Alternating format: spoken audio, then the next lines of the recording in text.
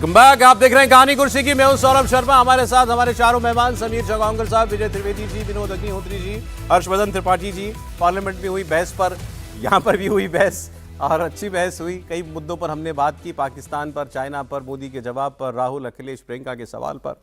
अब मैं आपको एक बड़ी खबर बताने जा रहा हूं। पहलगाम के आतंकवादी हमले को लेकर संयुक्त राष्ट्र में एक बहुत बड़ा कदम उठाया गया है और यह है संयुक्त राष्ट्र सुरक्षा परिषद यानी यूएनएससी में पहलगाम टेरर अटैक में टीआरएफ द रेजिस्टेंस फ्रंट मतलब लश्कर ए तैयबा इसकी भूमिका को लेकर बड़ा दावा किया गया है। यूएनएससी की रिपोर्ट में पहली बार ऑफिशियली यह कहा गया है कि टीआरएफ यानी द रेजिस्टेंस फ्रंट इसी ने पाकिस्तानी आतंकी पहलगाम में आतंकी हमले की दो बार जिम्मेदारी ली, उसके बाद मुकर गया।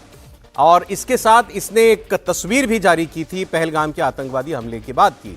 संयुक्त राष्ट्र की रिपोर्ट में यह कहा गया है कि इस हमले को पाकिस्तान स्थित लश्कर ए तैयबा के समर्थन के बिना अंजाम नहीं दिया जा सकता। यह बहुत बड़ी बात है।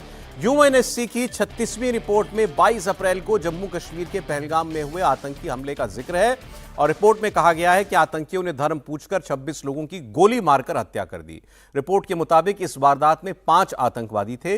रिपोर्ट यह भी कह रही है कि टीआरएफ ने 22 अप्रैल को ही हमले की जिम्मेदारी ले ली थी। उसी दिन उसने इसकी तस्वीर भी जारी कर दी थी। इसके बाद 23 अप्रैल को अगले दिन टीआरएफ ने फिर इसकी जिम्मेदारी ली, लेकिन 26 तारीख को उसने अपना बयान वापस ले लिया, अपना दावा वापस ले लिया। उसके बाद किसी और संगठन या समूह ने अभी तक इस आतंकवादी हमले की जिम्मेदारी नहीं ली है। संयुक्त राष्ट्र की रिपोर्ट ने भारत के दावों को सही ठहराते हुए यह कहा है कि यह हमला लश्कर ए तैयबा के समर्थन के बिना मुमकिन नहीं था और टीआरएफ और लश्कर ए तैयबा के बीच संबंध हैं। रिपोर्ट यह भी कह रही है कि आतंकी संगठन पहलगाम टेरर अटैक के बाद उपजे हालात और क्षेत्रीय तनाव का फायदा उठा सकते हैं। और इससे पहले आपको याद है कि अमेरिका ने पिछले महीने ही टीआरएफ को आतंकवादी संगठन घोषित किया था और उस पर बैन भी लगाया था। एक दो चीजें और इस रिपोर्ट के अंदर जो हैं वो बड़ी महत्वपूर्ण है। मैं वो भी आपको बता देता हूं कि ये तो अपने आप में बड़ी बात है ही कि ये बात जो है वो कह रहा है यूनाइटेड नेशन सिक्योरिटी काउंसिल। अब देखिए इसमें एक दो बातें और महत्वपूर्ण जो कही गई हैं वो ये हैं। रिपोर्ट ये कहती है one member state said the attack could not have happened without लश्कर ए तैयबा। आप कहेंगे ये तो भारत भी हो सकता है, उसमें नाम नहीं है देश का। One member state said this attack could not have happened without लश्कर ए तैयबा की लश्कर ए Taiba support and that there was a relationship between LET and TRF। दोनों के बीच संबंध है, लश्कर ए तैयबा के बगैर TRF नहीं कर सकता और TRF नहीं किया था। ये एक मेंबर स्टेट ने बोला। फिर अगली लाइन है another member said, यानी एक और देश ने बोला that the attack was carried out by TRF who was synonymous with LET। मतलब TRF ही LET है, LET ही TRF है। One member state rejected these views। समझ सकते हैं किसने रिजेक्ट किया होगा, ये पाकिस्तान है। And said that LET was defunct, कि LET तो अब है ही नहीं, LET तो खत्म हो गया। तो ये तो पाकिस्तान समझ में आता है। दो देश कौन हैं? एक मान लिया भारत है जो कह रहा है कि लश्कर ए तैयबा और ये दोनों एक ही चीज है। वो एक और देश भारत के साथ यूनाइटेड नेशन सिक्योरिटी काउंसिल में भारत के दावे को हूबहू पेश कर रहा था। ये भी तो हमारी कोई अचीवमेंट है कि नहीं है सर? ये बड़ा अचीवमेंट है। मैं ये रिपोर्ट पढ़कर आ रहा था, फिर हम लोग चर्चा में आ गए। ये बहुत महत्वपूर्ण खबर है जी। और ये रिपोर्ट की कॉपी यदि आपके तो खैर मित्र हैं चिदम्बरम साहब को भी पहुंचाइए क्योंकि उन्होंने कहा कि भाई पाकिस्तान का कोई आतंकवादी उसमें नहीं है। तो ये एक यूएनएससी की रिपोर्ट में बातें ऐसे आप सीरियसली ले लेते हैं लोग, कभी कभी मजाक। मैं सीरियसली कह रहा हूँ, लेकिन आप अभी भी राहुल जी को अंधेरे में रखना चाहते हैं।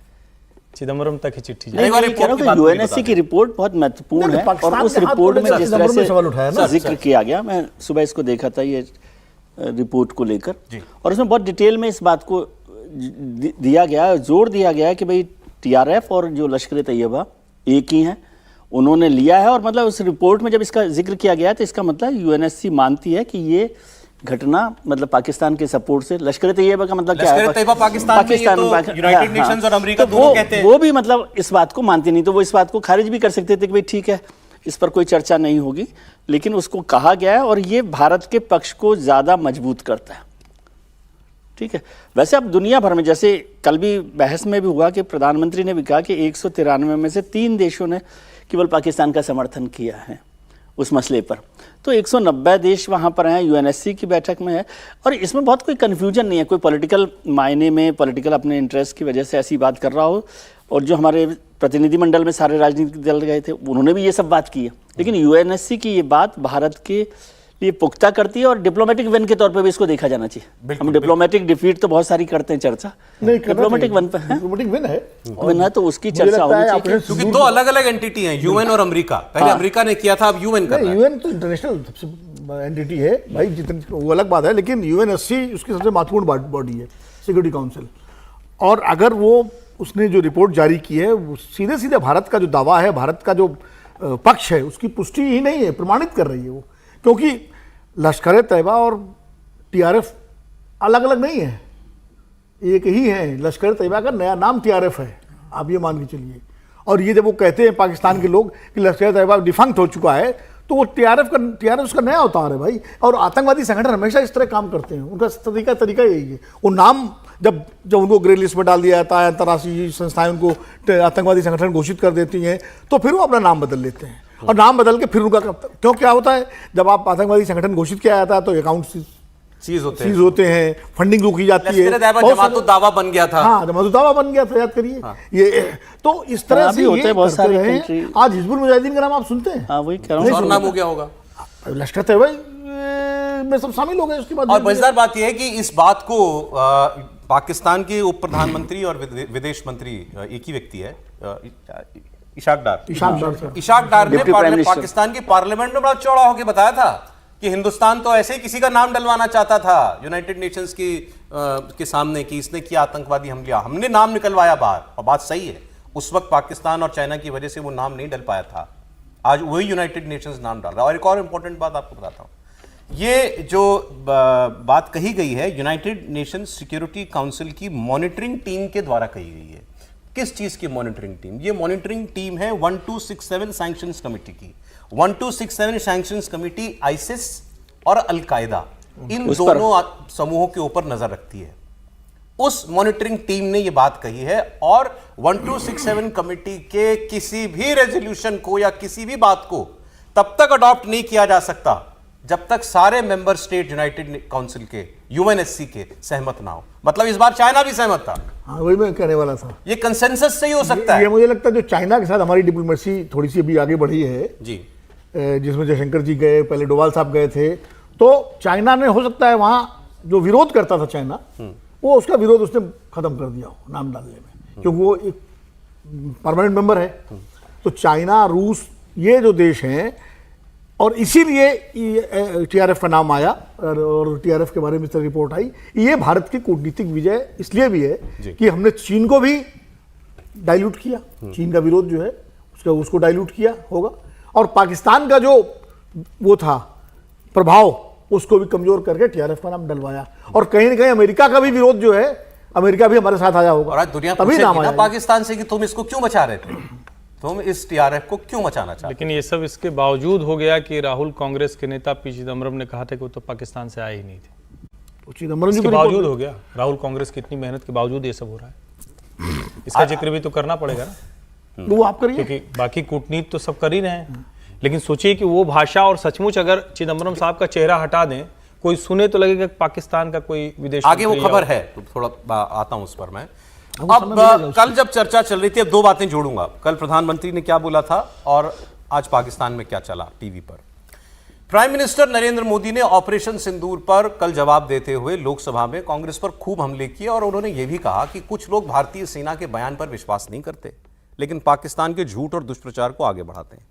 फिर उन्होंने कहा, एक तरफ भारत आत्मनिर्भरता के साथ तेजी से आगे बढ़ रहा है और कांग्रेस पार्टी अपने मुद्दों के लिए पाकिस्तान पर निर्भर होती जा रही है।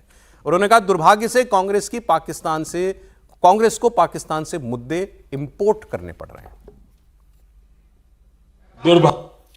कांग्रेस मुद्दों के लिए पाकिस्तान पर निर्भर होती जा रही है। कांग्रेस को पाकिस्तान के मुद्दे इंपोर्ट करने पड़ रहे हैं। दुर्भाग्य से कांग्रेस और उसके सहयोगी पाकिस्तान के ऐसे ही प्रपंच के प्रवक्ता बन चुके हैं। देश की सेना ने सफलतापूर्वक सर्जिकल स्ट्राइक की तो तुरंत कांग्रेस वालों ने सेना से सबूत मांगे थे। आतंकवादी रो रहे हैं, आतंकवादियों के आका रो रहे हैं और उनको रोते देखकर यहां भी कुछ लोग रो रहे हैं। अब प्राइम मिनिस्टर मोदी तो ये बात कल अपने एक राजनीतिक विरोधी के लिए कह रहे थे, लेकिन पाकिस्तान में जो हुआ उससे आप ये कह सकते हैं कि लो, कल ही तो बोला प्रधानमंत्री ने, आज ये हो भी गया। ऐसा क्या हुआ? संसद में अपने भाषण के बाद राहुल गांधी और प्रियंका गांधी इस वक्त वाकई पाकिस्तानी चैनलों में हेडलाइन बने हुए हैं, जो उन्होंने कहा उसकी वजह से। हर माह पूरा भाषण ही पढ़ दिया मेरे ख्याल से इस महिला ने, हेडलाइन में जो है सभी कुछ बता दिया कल क्या हुआ था। लेकिन यही अब बीजेपी के लोग यही कह रहे हैं कि देख लो, ये तो कल यही होना था। और स्पेशली वो बात कि आधे घंटे में सरेंडर कर दिया, राहुल गांधी ने कहा आधे घंटे में सरेंडर कर दिया, हर मोर्चे पर फेल। देखिए, राहुल गांधी और प्रियंका गांधी के सिर्फ जो भाषण रहा है उसकी बाइट्स नहीं चली वहां पर।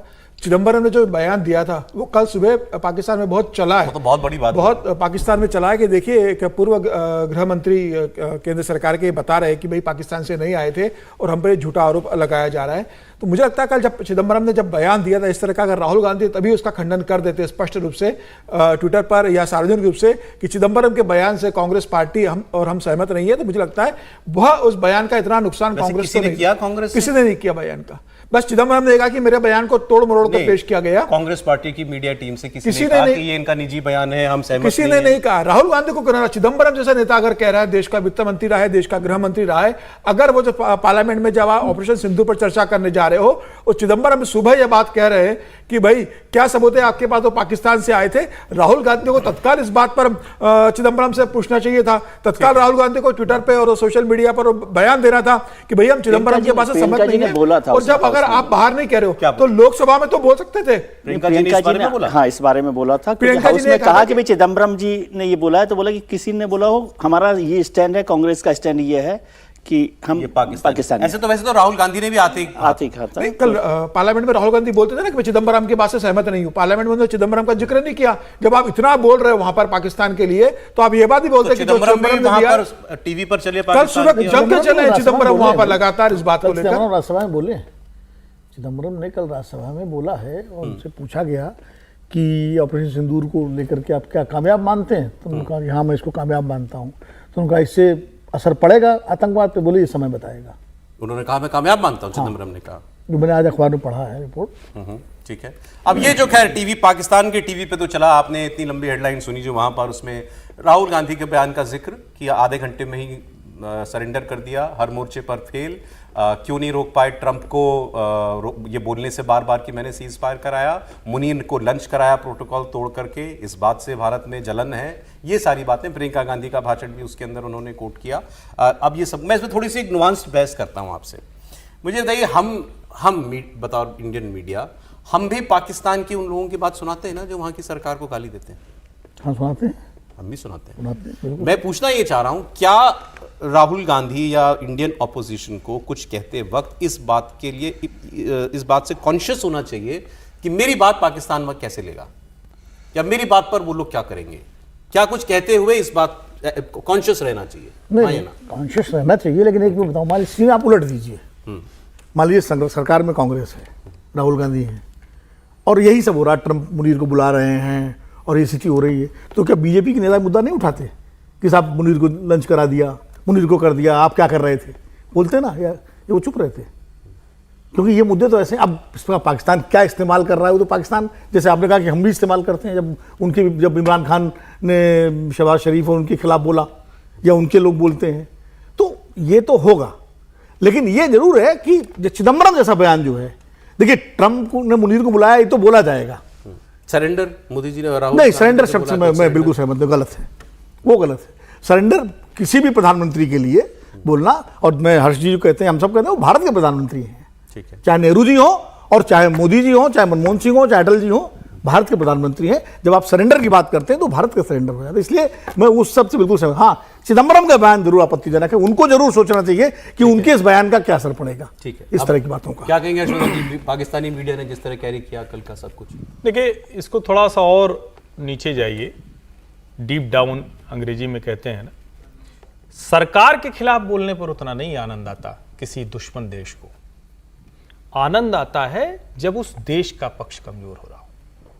आप इसको ऐसे देखेंगे तो ज्यादा समझो। हम कब उनके यहां के बयान चलाते हैं? जब पाकिस्तान को हम कुछ कह सकें, पाकिस्तान को हम किसी तरह से कमजोर साबित कर सकें। भारत सरकार नहीं, भारत देश जब वो कमजोर दिखने लगता है। अब जितनी बातें राहुल गांधी ने कही हैं, विनोद जी ने वो ठीक बात कहा कि सरेंडर नहीं कहना चाहिए, लेकिन वहां तो पूरी लड़ाई है भाई। नरेंद्र सरेंडर, इंदिरा गांधी आके बोल रही हैं। अब आप कल्पना कर रहे हैं इंदिरा जी कुछ नहीं बोल, इंदिरा गांधी कहां है? इंदिरा गांधी, अरे भाई आप लोग, जब मैं बोल रहा हूं तो शब्द सुनिए ना। इंदिरा गांधी आके बोल रही हैं। जैसे चुनाव के समय बाबा साहब अंबेडकर से एआई से आशीर्वाद लिया था अरविंद केजरीवाल ने, और फिर थप्पड़ अच्छा, वो एआई की बात कर बाबा साहब ने, तो वैसे इंदिरा जी एआई से आई जो कार्टून और उन्होंने कहा नरेंद्र सरेंडर करो। अब जब इस स्तर पर इतना नीचे गिर जाएगा विपक्ष, मैं फिर कह रहा हूं, बिल्कुल अभी विनोद जी ने बहुत अच्छा कहा कि अगर भाजपा के लोग होते तो क्या करते। होते क्या सर, आप तो बहुत ज्यादा देखें, भाजपा के लोग तो थे ना, हमला करते ही थे। लेकिन इस तरह का कोई हमला आपके ध्यान में हो इंदिरा जी और नेहरू जी पर जब वो लोग सत्ता में थे, या और छोड़िए राजीव गांधी पर, उन पर भी कोई ऐसा हमला नहीं हुआ। और मैं फिर कह रहा हूं, राजनीति में कल को नरेंद्र मोदी के ऊपर आरोप लगाइए, अमित शाह पे आरोप लगाइए, राजनाथ सिंह पे आरोप लगाइए, जिस पे लगाना हो लगाइए, लेकिन जब देश सीधे सीधे युद्ध की स्थिति में है, और भैया ये जख्म है, ये नासूर है, कट के हमसे गया, आज तक पीड़ा दे रहा है, इसकी तो सर्जरी होगी ही होगी, आज नहीं तो कल होगी। लेकिन आप पहले से ही माहौल उसके पक्ष में बना दें और वहां इस तरह से चले, ये चिंता की बात है। अच्छा, कल यही नहीं कहा गया, कल तो ये भी कहा गया कि पहलगाम के हमलावरों को या आतंकवादियों को मारा गया ऑप महादेव में परसों, तो ये ऑपरेशन उसी दिन क्यों हुआ, ये बात उठाई, कई लोगों ने उठाई, खासकर अखिलेश यादव ने इस सवाल को उठाया। एक्चुअली हुआ है कि गृहमंत्री ने आते ही ये खबर दी, और फिर गृहमंत्री अमित शाह ने यह भी कहा कि मुझे तो लगा था ये खबर मैं दूंगा तो सत्ता पक्ष विपक्ष सब मिलकर ताली बजाएंगे, सब मुझे हर जगह खुशी दिखाई देगी, लेकिन यहाँ तो स्याही पड़ गई है इनके सामने, इनके चेहरों पर, विपक्ष के चेहरों पर। तो अखिलेश यादव ने यह कहा कि हमसे ये कहा कि हम क्यों नहीं प्रसन्नता दिखा रहे इस बात पर। तो उसकी वजह की ये सवाल है कि ये कल ही क्यों हुआ, और फिर प्रधानमंत्री ने भी इस बात को पिक कर लिया, अखिलेश यादव की इस बात को सुनिए। धन की बात अध्यक्ष महोदय ये पूछ रहे हैं कि आज महादेव ऑपरेशन पे मैं धन्यवाद क्यों नहीं दे रहा हूं। अध्यक्ष महोदय, जिस समय समर्थन की बात आई, पूरे देश के जितने भी राजनीतिक दल हैं वो आपके साथ थे। आखिरकार इनकाउंटर कल ही क्यों हुआ?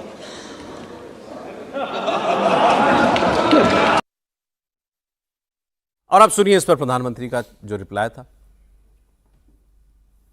मैं हैरान हूं, यहां ठहाके लगा के पूछा गया कि आखिर ये कल ही क्यों हुआ।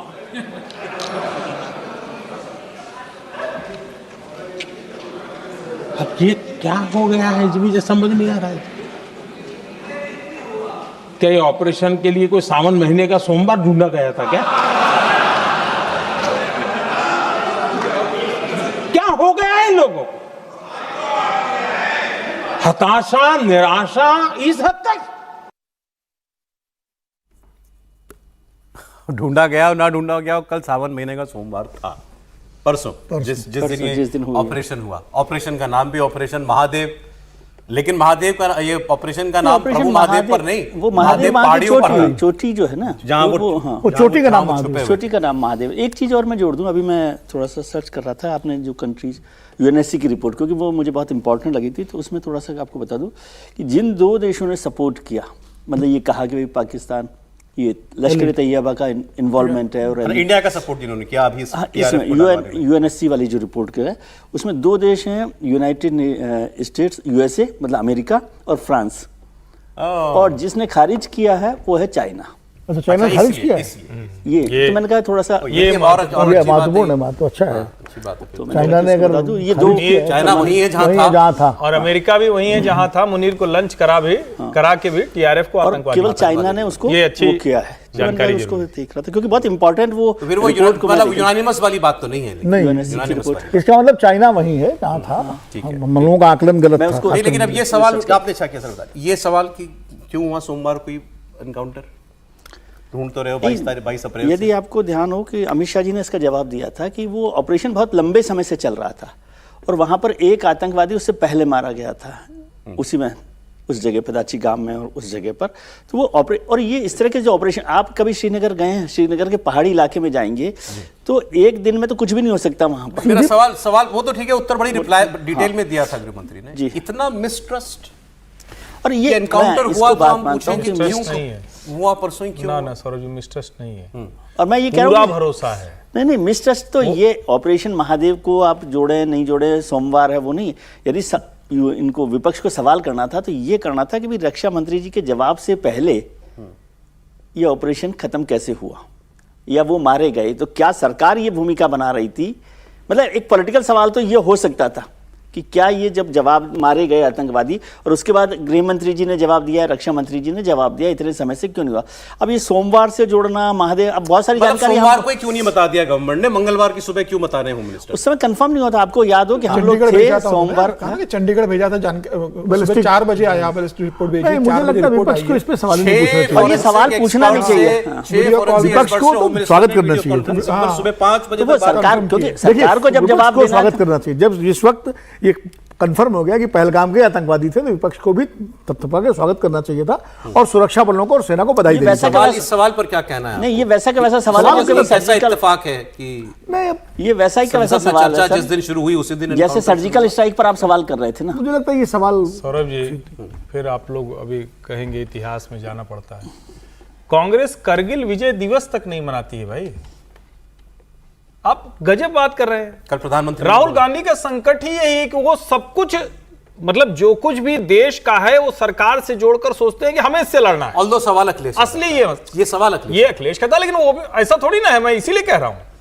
और जब आप ये कहते हैं कि ये दिन, अरे भाई अगर कुछ भी करके कर लिया तो हम इतनी कमांड में हैं, जब चाहे तब आतंकवादी को मारते नहीं, ये छोटी बात है। और मैंने पहले भी कहा था, जो काम अमेरिका, जो काम इजराइल, जो काम चाइना, जो काम रशिया करता था, आज हम वो कर रहे हैं। हमारी स्थिति बदल गई। और जब आप मजबूत होते हैं तो आपका दोस्त भी दुश्मन हो जाता है। वो तो डायलॉग है ना हमारे यहाँ, तो फिल्में तो हिंदी बड़ी अच्छी होती है कि दोस्त जो है वो और दिक्कत नहीं होती, लेकिन टॉप कर जाए तो बड़ी परेशानी। तो दोस्त पे परेशानी होती है। भैया ये तो देश है, भारत इतना मजबूत हो रहा है तो क्या अमेरिका, क्या चाइना, सबको बुरा लगेगा? ठीक।